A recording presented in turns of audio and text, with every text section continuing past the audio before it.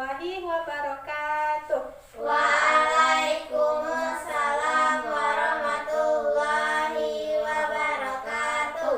Apa kabar anak ustazah semuanya? Baik Ustazah. Alhamdulillah. Siap untuk belajar hari ini nak? Siap Ustazah. Coba kita lihat dulu sekeliling kita apa ada sampah. Sudah Ustazah. Kursinya juga sudah teratur. Coba lihat bajunya lagi nak, apakah sudah rapi? Rapi Ustazah. Alhamdulillah, hebat anak ustazah ya. Baiklah, kita mulai pembelajaran kita hari ini dengan membacakan basmalah. Bismillahirrahmanirrahim. Baiklah, kita cek kehadiran dulu ya. Pertama, Ica Marianti, Hadir Ustazah. Nafiatul Furqani, Hadir Ustazah. Rizky Nugraha. Hadir Ustazah. Alhamdulillah hadir semuanya anak ustazah ya, semangat sekolahnya. Apakah ada anak ustazah yang tahu apa pelajaran kita kemarin? Ya, pelajaran kita kemarin itu tentang beriman kepada Allah. Bukan, kemarin kita belajar tentang iman kepada Malaikat. Pintar Konia. Kenapa tadi tidak dijawab nak? Malu. Baiklah. Hari ini kita akan belajar tentang ini. Iman kepada Kitab. kitab Allah. Ini pelajaran kita hari ini. Al-Quran. Pernah anak ustazah di sini bertanya-tanya dalam hati, apa sih keutamaan membaca Al-Quran? Kan cuma bacaan tuh. Di sini ustazah mau menyampaikan hadis riwayat Tirmizi yang teks hadisnya berbunyi seperti ini. Maqara'a minal kitab, siapa yang membaca kitab? Nah, kitab di sini maksudnya kitab Al-Quran. Falahu bihi al-hasanah. Bagi mereka itu pahala. Wal hasanah bi'asyri amsalihah. Satu pahala berarti 10 kebaikan gitu. Lam yakulu, tidaklah aku berkata alif lam mim harfun, bukanlah alif lam mim itu satu huruf, katakan walakin, tetapi alif harfun, alif satu, lam harfun, wa mim harfun. Jadi dalam alif lam mim itu ada 3 huruf, bukan hanya satu huruf ya. Nah, maksudnya begini. Alif lam mim. Nah, ini bukan satu.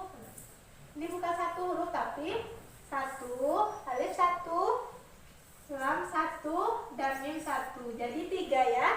3 dikali 10 berarti 30. Nah, kita bacakan Bismillahirrahmanirrahim.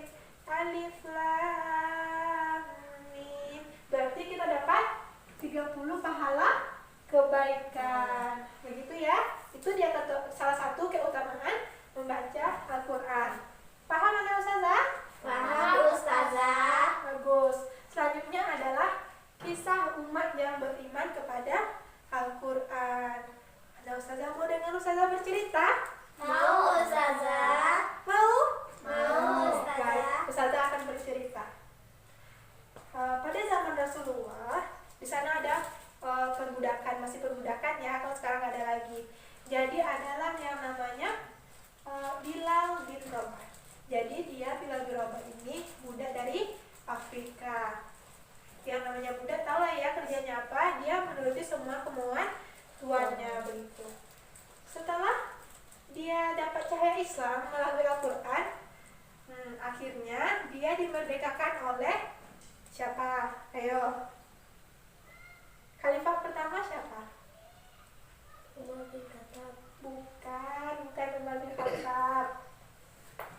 Yang benar adalah Abu Bakar As-Siddiq. Jadi setelah dimerdekakan, apa yang terjadi pada Bilal? Bilal ya, ini kita contohkan sebagai Bilal. Jadi kepada Bilal bin Rabah setelah dimerdekakan adalah ia menjadi muazzinnya Rasulullah. Nah, pada zaman Rasulullah itu azan itu dilambangkan sebagai masih tegaknya negara Islam gitu. Begitu pentingnya apa yang ditemban oleh Bilal bin Rabah setelah ia masuk Islam. Itu kenapa? Karena dia beriman kepada Al-Quran begitu. Yang awalnya budak sekarang jadi muazzinnya Rasulullah. Hebat tuh kan? Nah begitulah salah satu kisah umat yang beriman kepada Al-Quran.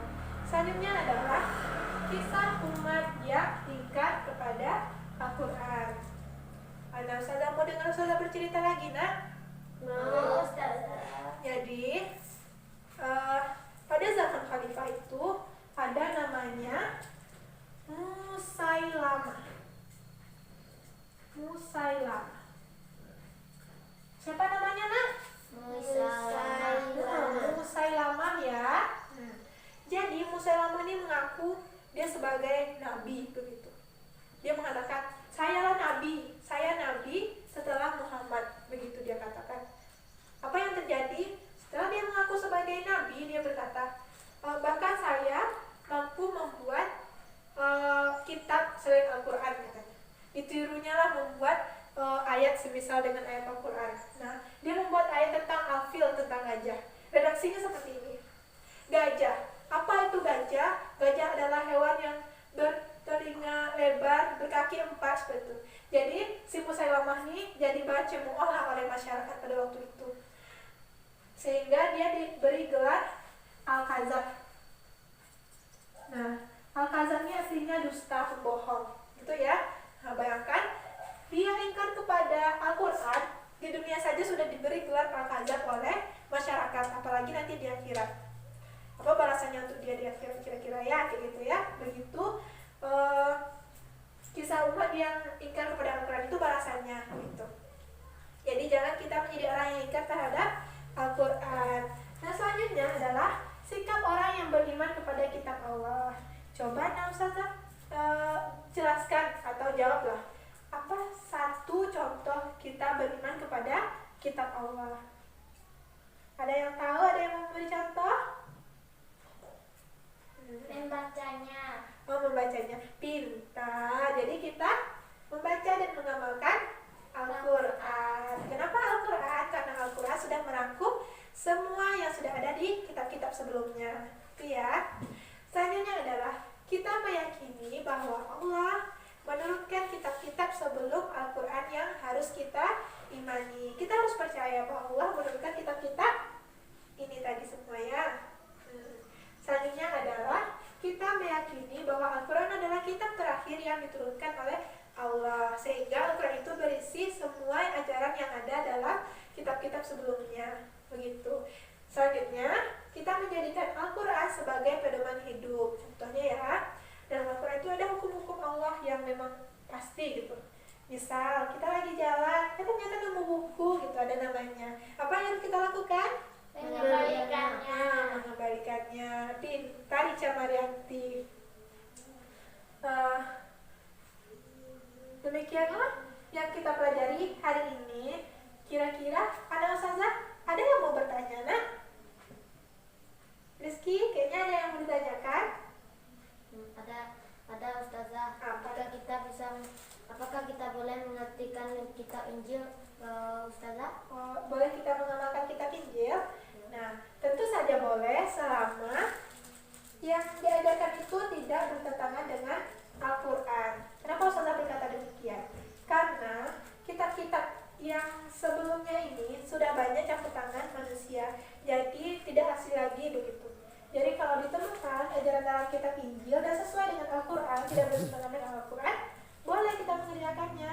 Nah, alangkah baiknya kita mengerjakan dan mengamalkan apa yang berisi dalam Al-Quran, terisi dalam Al-Quran, karena Al-Quran adalah penghimpun dari ajaran-ajaran dalam kitab sebelumnya. Begitu. Paham, Rizky? Nah, alhamdulillah. Nah, itulah pelajaran kita hari ini. Mudah-mudahan anak Ustazah semuanya bisa paham ya.